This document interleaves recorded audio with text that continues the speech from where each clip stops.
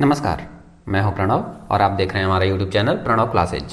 आज हम आपके लिए लेकर आए हैं अनेक शब्दों के लिए एक शब्द की हमारी सीरीज की अगली कड़ी, और यह कड़ी बहुत जल्द समाप्त होने वाली है। तो आप हमें कमेंट बॉक्स में लिखकर बताइए कि आगे किस टॉपिक पर वीडियो चाहते हैं आप। तो चलिए शुरू करते हैं हम अपना आज का टॉपिक, अनेक शब्दों के लिए एक शब्द। शरीर के एक पार्श्व का लकवा, यानी शरीर के एक भाग में जो लकवा की बीमारी होती है उसके लिए एक शब्द क्या यूज करते हैं? उसके लिए एक शब्द यूज किया जाता है पक्षाघात। शरीर के एक भाग में जो लकवा हो जाता है उसके लिए एक शब्द यूज किया जाता है पक्षाघात। अपने पति के प्रति अनन्य अनुराग रखने वाली, यानी जो अपने पति के प्रति अगाध प्रेम रखती है, ऐसे स्त्री के लिए एक शब्द क्या यूज किया जाता है? ऐसी शब्द स्त्री के लिए एक शब्द यूज किया जाता है पतिव्रता। जो अपने पद से हटाया हुआ हो, जिसे अपने पद से हटा दिया गया हो, उसके लिए एक शब्द यूज होता है पदच्युत। च्युत का मतलब होता है गिरना या नीचे उतार देना। तो पदच्युत जो अपने पद से हटाया हुआ है। अपने को पंडित मानने वाला, कोई भी व्यक्ति जो अपने आप को पंडित मानता है उसके लिए एक शब्द प्रयोग किया जाता है पंडितमन्य। पंडितमन्य ये एक शब्द प्रयोग होता है जो अपने आप को पंडित मानता है उसके लिए। पंडितों में पंडित, यानी जो विद्वानों का विद्वान है उसके लिए एक शब्द प्रयोग किया जाता है पंडिततरा। पंडिततरा, पंडिततरा। पथ का प्रदर्शन करने वाला, यानी जो रास्ता दिखाने वाला है, जो रास्ता दिखाने वाला है या पथ का प्रदर्शन करने वाला है, उसके लिए एक शब्द प्रयोग किया जाता है पथ प्रदर्शक। पथ प्रदर्शक यानी रास्ता दिखाने वाला। जिसमें 5 कोने होते हो, ऐसा कोई भी चीज जिसमें 5 कोने होते हैं उसके लिए प्रयोग करते हैं पंचकोण। जिसमें 6 कोने होते हैं उसके लिए षटकोण। जिसमें 4 कोने होते हैं चतुष्कोण। इस तरह उनके पहले संख्या लगाकर वो बनाया जाता है। 3 कोण होते हैं तो त्रिकोण, 4 कोण वाले चतुष्कोण, 5 कोने वाले पंचकोण, 6 कोने वाले षटकोण। इस तरह जो दृष्टि के क्षेत्र से परे हो, यानी जो आमने सामने दिखाई न हो, जो प्रत्यक्ष न हो या दृष्टि क्षेत्र से परे हो, उसके लिए एक शब्द प्रयोग किया जाता है परोक्ष। और जो परायों का अर्थ चाहता है या हित चाहता है, जो दूसरे लोगों का, पराये लोगों का अर्थ चाहता है या हित चाहता है, इसके लिए एक शब्द प्रयोग किया जाता है परमार्थी। स्वार्थी, जो अपना हित चाहता है वो स्वार्थी, और जो दूसरों का हित चाहता है वो परमार्थी। जो स्वयं का हित चाहता है वो स्वार्थी। जो स्वयं का अर्थ या हित चाहता है उसके लिए स्वार्थी, और जो दूसरे का हित चाहता है उसके लिए परमार्थी। जो अपने पथ से या अपने रास्ते से भटक गया हो, जो अपने पथ या रास्ते से भटक गया हो, उसके लिए एक शब्द प्रयोग किया जाता है पथभ्रष्ट। पथभ्रष्ट यानी अपने रास्ते से, अपने मार्ग से भटका हुआ। वह स्त्री जिसके पति ने त्याग दिया हो, यानी वह स्त्री जिसको उसके पति ने छोड़ दिया हो, उसके लिए एक शब्द प्रयोग किया जाता है परित्यक्ता। परित्यक्ता मतलब वह स्त्री जिसको उसके पति ने छोड़ दिया हो। वह व्यक्ति जो दूसरों का भलाई चाहता है, वह व्यक्ति जो दूसरे का भला चाहता है, उसके लिए एक शब्द है परार्थी। परार्थी मतलब दूसरे का भला चाहने वाला व्यक्ति। पानी में डूबकर चलने वाली जो नाव है, पानी में डूबकर चलने वाली जो नाव है, उसके लिए एक शब्द प्रयोग होता है पनडुब्बी। पनडुब्बी यानी पानी में डूबकर चलने वाली नाव। जो दूसरों का उपकार करने वाला हो, यानी जो हमेशा दूसरे की भलाई करने की चाहता हो, उसके लिए एक शब्द है परोपकारी। परोपकारी यानी दूसरे की भलाई करने वाला या दूसरे का उपकार करने वाला। दूसरों के आश्रय में रहने वाला, दूसरों के आश्रय में रहने वाला व्यक्ति, उसके लिए एक शब्द प्रयोग किया जाता है पराश्रयी। पराश्रयी मतलब दूसरे के आश्रय में रहना।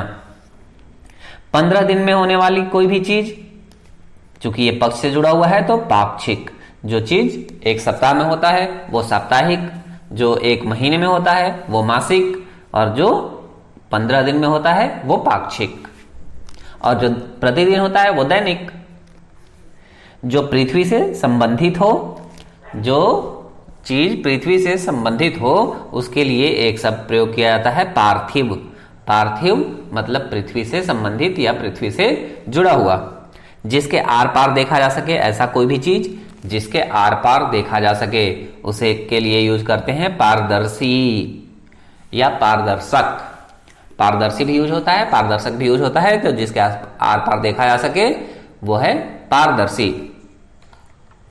आटा पीसने वाली स्त्री, पुराने जमाने में जब महिलाएं आटा पीसती थी घर में चक्की से, उस समय यही शब्द यूज होता था। तो आटा पीसने वाली जो स्त्री होती थी उसके लिए पिसनहारी, पिसनहारी शब्द का प्रयोग किया जाता था आटा पीसने वाली स्त्रियों के लिए। कुछ भी पीने की इच्छा, कुछ भी पीने की इच्छा, इसके लिए एक शब्द यूज करते हैं प्यास या पिपासा। प्यास भी जब पानी पीने की इच्छा हो तो उसे प्यास कहेंगे, और कुछ और पीने की इच्छा हो तो उसे पिपासा कहते हैं। जैसे ज्ञान पिपासा यानी ज्ञान पाने की इच्छा। जो पिंड से जन्मता है, जो पिंड से जन्मता है उसके लिए एक शब्द है पिंडज। पिंड से जन्मने वाला पिंडज। जो पिता की हत्या कर देता है, जिसने पिता की हत्या कर दी हो, उसके लिए एक शब्द प्रयोग किया जाता है पितृहंता। पितृहंता। पिता का पिता, जो पिता का पिता हो वह पितामह है। जो पिता का पिता हो वह पितामह है यानी दादा है। पिता का पिता या दादा या पितामह। और पिता के पिता का पिता, पिता के पिता का पिता यानी दादा से दादा के पिता। तो ये दादा के पिता, इसके लिए एक शब्द यूज होता है प्रपितामह, या रीजनल लैंग्वेज में इसे परदादा भी कहते हैं। तो प्रपितामह, पिता के पिता का पिता, प्रपितामह या परदादा, और पिता का पिता वे दादा या पितामह। कही हुई बात को बार बार कहना, किसी भी कही हुई बात को बार बार कहना, इसके लिए एक शब्द यूज होता है पिष्टपेषण। पिष्टपोषण। पिष्टपोषण जो व्यक्ति, जो उक्ति बार बार कही जाए, जो उक्ति बार बार कही जाए, उसके लिए एक शब्द यूज होता है पुनरुक्ति। पुनरुक्ति, पुनः उक्ति, यह है पुनरुक्ति। तो पुनः जो बार बार कही जाए उक्ति, वो पुनरुक्ति। जो किसी का प्रतिनिधित्व करता है, जो किसी भी जगह का या किसी की जगह काम करता है, या जो किसी का प्रतिनिधित्व करता है, उसको कहते हैं प्रतिनिधि। उसके लिए एक शब्द प्रयोग होता है प्रतिनिधि।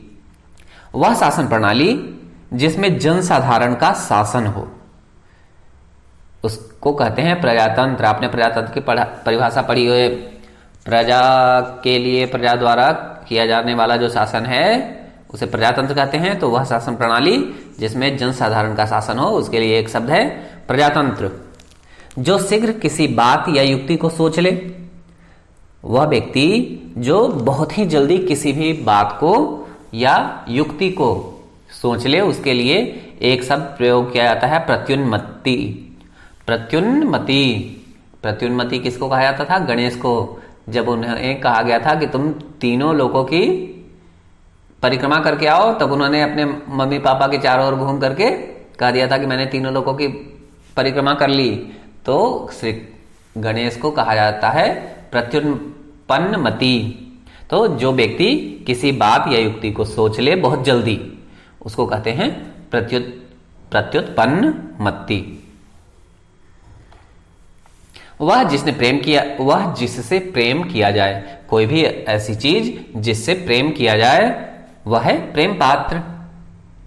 जो प्रेम किया जाने लायक हो वह प्रेम पात्र, जो विश्वास किया जाने लायक हो वो विश्वास पात्र। ऐसे ही जो प्रेम किया जाने लायक हो वो प्रेम पात्र। समान रूप से आगे बढ़ने की चेष्टा, वह चेष्टा जिसमें समान रूप से आगे बढ़ने की कोशिश की जाए, इसको कहते हैं प्रतिस्पर्धा। प्रतिस्पर्धा समान रूप से आगे बढ़ने की चेष्टा। और असमान रूप से अगर आगे बढ़ने की चेष्टा की जा रही है तो वो है ईर्ष्या, यानी एक को नीचे करके आगे बढ़ने की चेष्टा वो है ईर्ष्या, और अपने साथ साथ दूसरे को भी समान गति से आगे बढ़ाने की जो कोशिश की जाती है वो है प्रतिस्पर्धा। जिसमें प्रतिभा है इसके लिए एक शब्द प्रयोग किया जाता है प्रतिभावान। जो प्रणाम करने के योग्य हो उसके लिए एक शब्द है प्रणम्य यानी प्रणाम करने के योग्य या प्रणाम करने के लायक। जो मुकदमे का प्रतिवाद करे उसे कहते हैं प्रतिवादी या मुद्दालय। कुछ रीजनल लैंग्वेज में मुद्दालय कहा जाता है, इसे मुद्दालय भी कहा जाता है। तो जो मुकदमे का प्रतिवाद करे वो प्रतिवादी या मुद्दालय। जिसकी बाहें अधिक लंबी हो उसके लिए एक शब्द प्रयोग किया जाता है प्रलंब बाहु यानी जिसकी बाहें अधिक लंबी हो। इसी तरह एक और शब्द मैंने आपसे बात की थी, जिसकी बाहें, जिसके हाथ घुटनों तक आते हैं उसके लिए आजानुबाहु। उसके लिए एक शब्द प्रयोग करते हैं आजानुबाहु, जिसके हाथ घुटने तक पहुंचते हैं। बच्चा जनने वाली स्त्री, जो स्त्री बच्चा जनती है उसको कहते हैं प्रसूता। यह शब्द प्रयोग किया जाता है बच्चा जन्म देने वाली स्त्री के लिए। जो पहरा देने वाला हो उसके लिए एक शब्द है प्रहरी। उपकार के प्रति किया गया उपकार, यानी उपकार किसी ने किया है उसके बदले अगर हम कोई उपकार करते हैं तो उसको कहते हैं प्रत्युपकार। तो प्रत्युपकार यानी किसी के किए गए उपकार का बदला चुकाने के लिए किया गया उपकार। किसी आरोप के उत्तर में किया जाने वाला आरोप, यानी किसी ने आरोप लगाया उसके बदले उस व्यक्ति पर फिर से आरोप लगा देना, इसको कहते हैं प्रत्यारोप। किसी के आरोप के बदले उस पर दूसरा आरोप लगाना, इसको कहते हैं, इसके लिए एक शब्द है प्रत्यारोप। लौट कर आया हुआ इसके लिए एक शब्द प्रयोग किया जाता है प्रत्यागत। प्रति जोड़ागत प्रत्यागत, तो लौट के आया हुआ उसके लिए एक शब्द है प्रत्यागत। वह नायिका जिसका पति विदेश जाने को हो।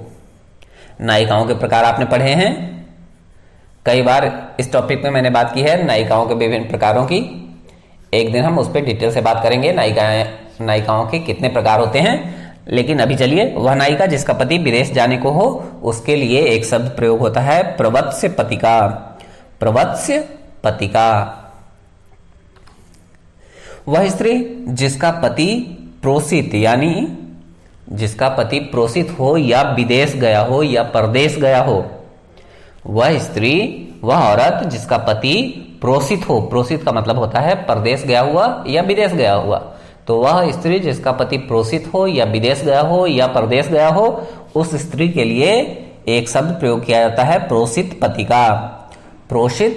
पतिका। जो पूछने योग्य हो, जो चीज पूछने लायक हो, उसके लिए एक शब्द प्रयोग करते हैं प्रष्टव्य मतलब पूछने लायक। प्राण देने वाली औषधि, यानी जो प्राण देती है, जीवन देती है, उस औषधि को कहते हैं प्राणदा।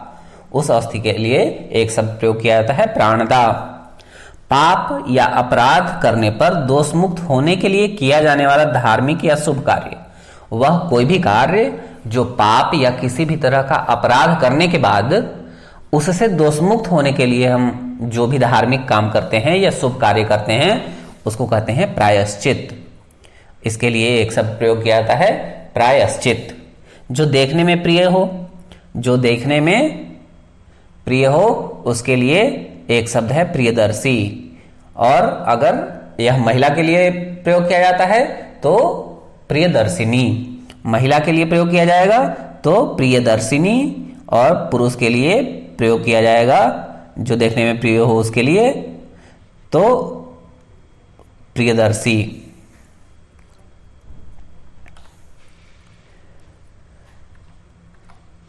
जो प्रिय बोलता हो, कोई भी व्यक्ति जो प्रिय बोलता है उसके लिए एक शब्द है प्रियवादी।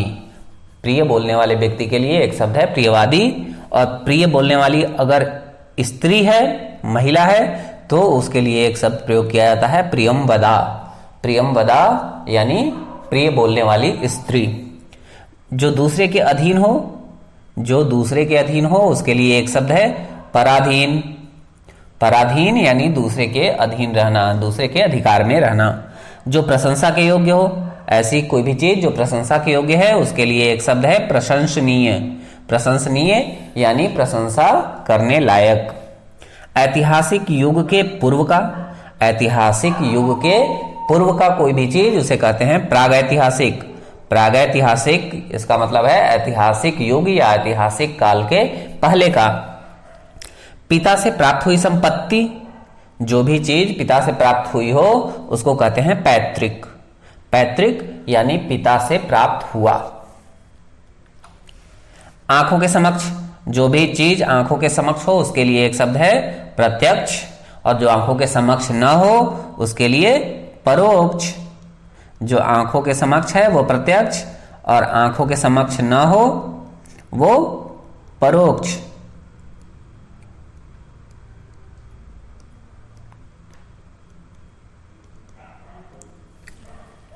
जो अपनी मातृभूमि छोड़कर विदेश में रहता है, जो अपनी मातृभूमि को छोड़कर के विदेश में रहता है उसके लिए एक शब्द प्रयोग किया जाता है प्रवासी। प्रवासी यानी अपना देश छोड़कर दूसरे देश में रहने वाला। प्रयोग में लाने योग्य जो भी चीज हो उसको कहते हैं प्रयोजनीय। प्रयोजनीय यानी कोई भी चीज जो प्रयोग में लाने लायक हो। किसी टूटी फूटी वस्तु का पुनः निर्माण, किसी टूटी फूटी वस्तु का फिर से मरम्मत या निर्माण, उसको कहते हैं पुनर्निर्माण। पुनर्निर्माण यानी किसी टूटी फूटी वस्तु का मरम्मत करके फिर से बनाना। जो पांचाल देश की हो, जो पांचाल देश की हो उसके लिए एक शब्द प्रयोग किया जाता है पांचाली। द्रौपदी के लिए यूज किया जाता है यह। पर्वत की कन्या, पर्वत की कन्या, इसके लिए एक शब्द प्रयोग किया जाता है पार्वती। पार्वती यानी पर्वत की कन्या। जो केवल फल खाकर निर्वाह करता हो, यानी जो केवल फल खाकर रहता हो, जीवित रहता हो, उसे कहते हैं फलाहारी।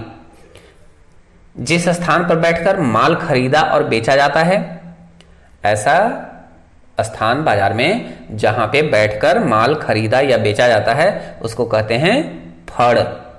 फड़ यानी वह स्थान जहां माल खरीदा जाता है या बेचा जाता है जहां बैठकर। ऐसे ही जो जुआ खेलने का स्थान है, जुआ खेलने के स्थान के लिए भी एक शब्द प्रयोग किया जाता है फड़।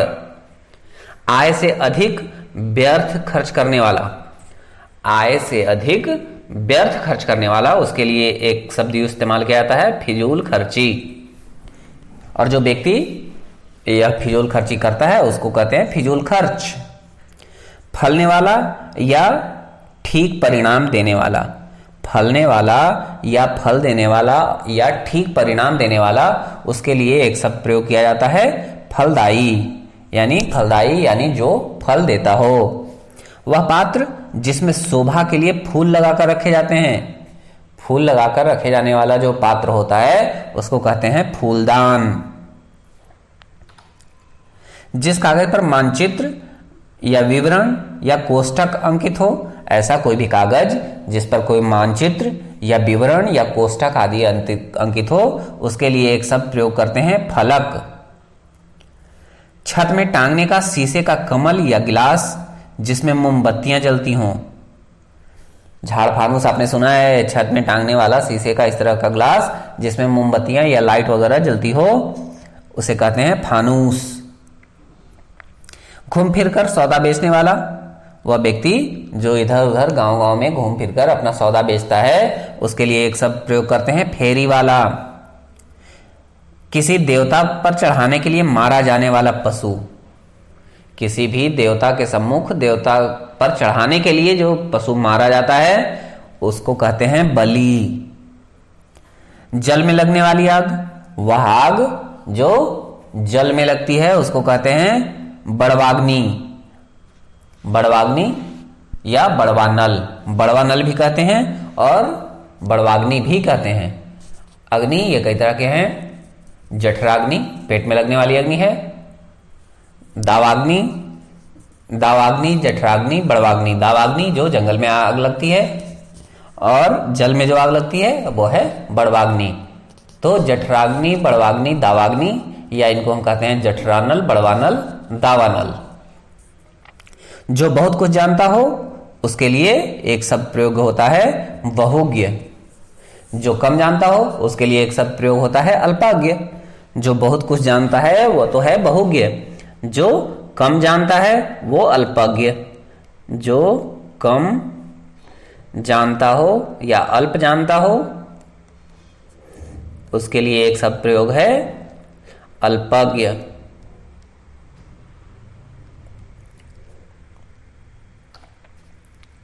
जिसने बहुत कुछ सुन रखा हो, जिसने बहुत कुछ सुन रखा हो, ऐसे व्यक्ति के लिए एक शब्द प्रयोग किया जाता है बहुश्रुत। जिसने बहुत कुछ सुन रखा हो उसके लिए एक शब्द प्रयोग होता है बहुश्रुत। ऐसे ही जो बहुत सारी भाषाओं को बोल सकता है, जो बहुत सारी भाषाओं को बोल सकता है उसके लिए एक शब्द प्रयोग किया जाता है बहुभाषा भाषी। बहुभाषा भाषी, इसके बदले आजकल इसका शॉर्ट फॉर्म यूज होता है बहुभाषी। बहुभाषी, हालांकि बहुभाषी का मतलब होता है बहुत बोलने वाला, तो इसे बहुभाषा भाषी ही रहने दें। बहुत बोलने वाला के लिए यूज होता है बहुभाषी। बहुत सी भाषाओं को जानने वाला, जो व्यक्ति बहुत सारी भाषाओं को जानता है उसके लिए एक शब्द प्रयोग करते हैं बहुभाषाविद। बहुभाषाविद मतलब बहुत सारी भाषाओं को जानने वाला। बहुत बोलने वाला बहुभाषी, कम बोलने वाला अल्पभाषी, मीठा बोलने वाला मृदुभाषी और कड़वा बोलने वाला कटुभाषी। यहां भाषा से जुड़े हुए ये 4 शब्द हैं, याद कर लीजिएगा। बहुत बोलने वाला बहुभाषी, कम बोलने वाला अल्पभाषी, मीठा बोलने वाला मृदुभाषी, कड़वा बोलने वाला कटुभाषी। जिसने बहुत कुछ देखा हो, जिसने बहुत कुछ देखा हो उसके लिए एक शब्द प्रयोग करते हैं बहुदर्शी। बहुदर्शी यानी जिसने बहुत कुछ देखा हो। बहुत से रूप धारण करने वाला, जो व्यक्ति बहुत सारा रूप धारण करता है उसको कहते हैं बहुरूपिया। बहुरूपिया यानी बहुत सारा रूप धारण करने वाला। जिस स्त्री के संतान पैदा न होती हो, ऐसी कोई स्त्री जिसकी कोई संतान पैदा नहीं होती हो उसके लिए एक शब्द प्रयोग करते हैं बांझ। बांझ यानी जिस स्त्री के कोई संतान पैदा न हुई हो। छोटे कद का आदमी, छोटे कद का आदमी, इसके लिए एक शब्द प्रयोग करते हैं बौना। बौना यानी छोटा या नाटा कद का आदमी। भोजन करने की इच्छा, भोजन करने की जो इच्छा है इसके लिए एक शब्द प्रयोग किया जाता है बुभुक्षा। बुभुक्षा यानी भोजन करने की इच्छा। जिसका जीविका बुद्धि के बल पर चलता हो, जिसका जीविका बुद्धि के बल पर चलता हो उसके लिए एक शब्द प्रयोग करते हैं बुद्धिजीवी। जो बुद्धि के द्वारा जाना जा सके, ऐसी कोई भी चीज जिसको बुद्धि के द्वारा हम जान सकते हैं उसके लिए एक शब्द प्रयोग करते हैं बोधगम्य। बोधगम्य यानी बुद्धि के द्वारा जानने लायक। बहुत बोलने वाला, बहुत बोलने वाला, इसके लिए एक शब्द है बहुभाषी। अभी बात की थी मैंने, जो बहुत बोलता है उसके लिए बहुभाषी, जो कम बोलता है वो अल्पभाषी, जो मीठा बोलता है वो मृदुभाषी, जो कड़वा बोलता है वो कटुभाषी। आधे से अधिक लोगों का सम्मिलित एक राय, आधे से अधिक लोगों का सम्मिलित एक राय उसको कहते हैं बहुमत। बहुमत। और आधे से कम लोगों का सम्मिलित राय है वो है अल्पमत। अल्पमत यानी आधे से कम लोगों का सम्मिलित एक राय और आधे से ज्यादा लोगों का सम्मिलित एक राय वो है बहुमत। जिसके पास कोई रोजगार ना हो, वह व्यक्ति जिसके पास कोई रोजगार या कोई काम ना हो उसके लिए एक शब्द प्रयोग करते हैं बेरोजगार। जिसका हृदय भग्न हो, जिसका हृदय भग्न यानी टूटा हुआ हो, तो ऐसे टूटे हुए हृदय वाले के लिए एक शब्द प्रयोग करते हैं भग्न हृदय, जिसका दिल टूटा हुआ हो। भविष्य में होने वाला, कोई भी चीज जो भविष्य में होने वाला है उसके लिए एक शब्द प्रयोग करते हैं भावी। जो भाग्य का धनी हो, जो भाग्य का धनी हो उसके लिए एक शब्द प्रयोग किया जाता है भाग्यवान। दीवार पर जो बने हुए चित्र हैं, दीवार पे जो चित्र बने हुए होते हैं उसके लिए एक शब्द प्रयोग करते हैं भित्ति चित्र। भित्ति या भीत ये कहा जाता है दीवार को। तो जिन दीवारों पे चित्र बने हुए हो उसे कहते हैं भित्ति चित्र। भूतों का ईश्वर, जो भूतों का ईश्वर हो, भूत प्रेतों का ईश्वर, उसे कहते हैं भूतेश। जो भू को धारण करता है यानी जो धरा को धारण करता है उसके लिए एक शब्द है भूधर। भूधर यानी धरती को धारण करने वाला या भूमि को धारण करने वाला। कहीं कहीं इसे भूमिधर भी कहते हैं। जो पृथ्वी के गर्भ यानी भीतर का हाल जानता हो, जो पृथ्वी के गर्भ का हाल जानता हो या पृथ्वी के गर्भ के हाल का शास्त्र जानता हो, उसे कहते हैं भूगर्भ वेता या भूगर्भ शास्त्री। ये दोनों ही शब्द प्रयोग मिलाए जाते हैं। जो पृथ्वी के भीतर का, पृथ्वी के गर्भ का हाल जानता हो उसको भूगर्भ वेत्ता या भूगर्भ शास्त्री, दोनों ही शब्दों का प्रयोग किया जाता है। वह शास्त्र जिसमें पृथ्वी के स्वरूप का वर्णन हो, पृथ्वी के स्वरूप का जिस शास्त्र में वर्णन है या जिस विषय में वर्णन है उसको कहते हैं भूगोल। भूगोल यानी वह शास्त्र या वह विषय जिसमें पृथ्वी के स्वरूप का वर्णन हो। वे बातें जो पुस्तक के आरंभ में लिखी जाए, पुस्तक के आरंभ में उसके परिचय के लिए जो चीजें लिखी जाती हैं उसको कहते हैं भूमिका या प्राक कथन। प्राक कथन भी शब्द यूज होता है और भूमिका शब्द भी यूज होता है उसके लिए। जो पूर्व में था या हुआ पर अभी नहीं है, यानी जो पहले कभी हुआ था लेकिन अब नहीं है, उसके लिए एक शब्द प्रयोग करते हैं भूतपूर्व। या किसी भी पद पर जो व्यक्ति पहले रहा हो, किसी पद पर अगर कोई व्यक्ति पहले रहा हो अब नहीं है तो उसके लिए भी एक शब्द प्रयोग किया जाता है भूतपूर्व। जिसकी आत्मा महान हो, जिसकी आत्मा महान हो उसके लिए एक शब्द प्रयोग करते हैं महात्मा। और जो किसी बात का गूढ़ रहस्य जानने वाला है, जो किसी बात का गूढ़ रहस्य जानता हो उसके लिए एक शब्द प्रयोग करते हैं मर्मज्ञ। मर्मज्ञ मतलब किसी भी चीज का गूढ़ अर्थ जानने वाला, गूढ़ रहस्य जानने वाला। जो मछली का आहार करता है, जो मछली का आहार करता है उसके लिए एक शब्द प्रयोग किया जाता है मत्स्याहारी। मत्स्याहारी, मत्स्य का अर्थ होता है मछली, तो मछली का आहार करने वाला मत्स्याहारी। जिसकी भुजाएं बड़ी हों, जिसकी भुजाएं या हाथ बड़े हों उसके लिए एक शब्द प्रयोग करते हैं महाबाहु। देवताओं पर चढ़ाया जाने हेतु, देवताओं पर चढ़ाने हेतु दही, घी, जल, चीनी और शहद का मिश्रण। देवताओं पर चढ़ाने के लिए दही, घी, जल, चीनी और शहद का जो मिश्रण होता है उसे कहते हैं मधुपर्क। मधुपर्क यह है देवताओं पर चढ़ाने के लिए बनाया हुआ दही, घी, जल, चीनी और शहद का मिश्रण, उसको मधुपर्क कहते हैं। और किसी मत को मानने वाला, किसी मत को मानने वाला, इसके लिए एक शब्द प्रयोग किया जाता है मतानुयायी। मतानुयायी, मत का अनुयायी वह मतानुयायी। मनन करने योग्य, कोई भी चीज जो मन ही मन सोचने लायक हो उसके लिए एक शब्द प्रयोग करते हैं मननीय। जो मान सम्मान करने के योग्य हो, यानी जो भी व्यक्ति आदर करने के लायक हो उसको कहते हैं माननीय। जो आदर करने के लायक हो उसके लिए एक शब्द आदरणीय का भी प्रयोग किया जाता है, और जब उस आदर को मान सम्मान से जोड़ दें तो वो माननीय। जो मधुर बोलता है वो मधुरभाषी या मृदुभाषी। मधुभाषी या मधुभाषी ये दोनों ही शब्द प्रयोग किए जाते हैं, मधुरभाषी भी और मृदुभाषी भी। जो कम बोलता हो, मित बोलने वाला या कम बोलने वाला व्यक्ति, वो मितभाषी। जो कम बोलता है वो मितभाषी। और जो कम खर्च करता है, जो कम खर्च करता है वो मितव्ययी। मितव्ययी एक महीने में जो होता है, कोई भी चीज जो एक महीने में होता है वो मासिक, अभी बात की थी मैंने कि जो एक महीने में होता है वो मासिक, जो एक पक्ष में यानी 15 दिनों में होता है वो पाक्षिक, जो सप्ताह में होता है वो साप्ताहिक, जो प्रतिदिन होता है वो दैनिक। माता की हत्या करने वाला, जिस व्यक्ति ने माता की हत्या की हो उसके लिए एक शब्द प्रयोग किया जाता है मातृहंता या मातृघाती। ऐसे ही जिसने पिता की हत्या की हो उसके लिए पितृहंता या पितृघाती, ये शब्द प्रयोग किए जाते हैं। मरने की इच्छा, किसी के मरने की जो इच्छा होती है उसको कहते हैं मुमूर्षा। मुमूर्षा। मुंह पर निकलने वाली फुंसियां, जो मुंह पे चेहरे पे जो फुंसियां निकलती हैं एक खास अवस्था में, उसे कहते हैं मुहासे। जिसे मोक्ष की कामना हो यानी जिसे मुक्ति की कामना हो उसके लिए एक शब्द प्रयोग करते हैं मुमुक्षु। भेड़ का बच्चा, भेड़ के बच्चा के लिए एक शब्द प्रयोग करते हैं मेमना।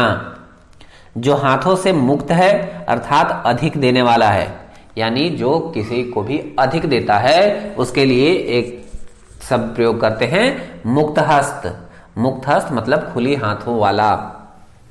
जो मुकदमा लड़ता है, जो मुकदमा लड़ता है उसके लिए एक शब्द है मुकदमेबाज।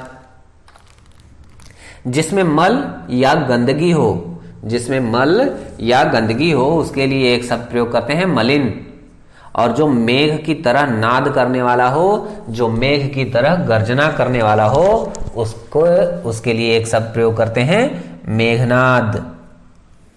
किसी विषय पर दूसरे से मत न मिलना, यानी अलग अलग विचार होना, अलग अलग मत होना, उसके लिए एक शब्द प्रयोग करते हैं मतभेद।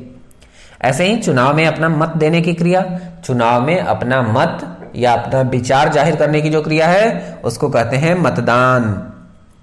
और मनपसंद या नामांकित, उसके लिए एक शब्द प्रयोग करते हैं मनोनीत। वह स्थिति जब मुद्रा का चलन अधिक हो, यानी मुद्रा की क्रय शक्ति कम हो जाए, वस्तुओं के भाव बढ़ जाएं, तो उसको कहते हैं मुद्रास्फीति। आज के लिए इतना ही। आज आप देख रहे थे अनेक शब्दों के लिए एक शब्द।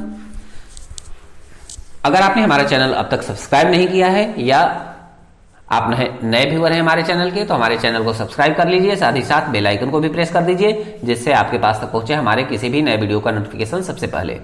हम अपने YouTube चैनल प्रणव क्लासेस पे आपके लिए लेकर आते हैं विभिन्न एक दिवसीय परीक्षाओं से जुड़े हुए सभी विषयों पर महत्वपूर्ण अध्ययन सामग्री, उनसे जुड़े हुए प्रश्न और उनसे जुड़े हुए प्रैक्टिस सेट भी। तो जुड़े रहिए हमारे YouTube चैनल प्रणव क्लासेस के साथ। और हमारी यह सीरीज अनेक शब्दों के लिए एक शब्द बहुत जल्दी खत्म होने वाली है, तो आप हमें कमेंट बॉक्स में लिखकर जरूर बताइए कि आगे आप किस टॉपिक पर या किस सब्जेक्ट पर वीडियो चाहते हैं। आपके इस सजेशन की अपेक्षा में, हमें आपसे अपेक्षा है कि आप ऐसा सजेशन हमें देंगे, तो आपके सजेशन की अपेक्षा में मिलते हैं आपसे फिर एक नए वीडियो में। तब तक के लिए धन्यवाद, नमस्कार।